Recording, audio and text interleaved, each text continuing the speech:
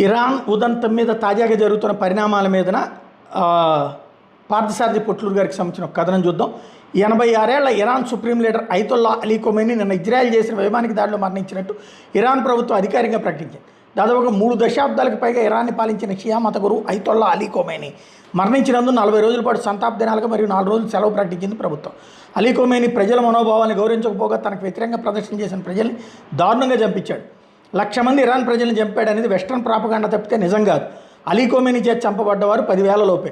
నిన్న ఇజ్రాయెల్ అలీ ఖొమైనీ నివాసం మీద దాడి చేయగానే ప్రజలు వీధిలోకి వచ్చి డ్యాన్స్ చేశారంటే అర్థం చేసుకోవచ్చు ఖొమైనీ అంటే ఎంత వ్యతిరేకత ఉందో.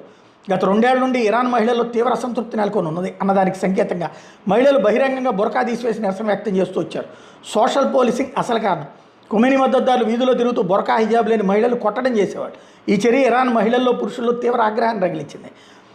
ఇరాన్ ప్రజల్లో 70% మంది ఖొమైనీ నిరంకుశ పాలన మీద వ్యతిరేకంగా ఉన్నారన్నది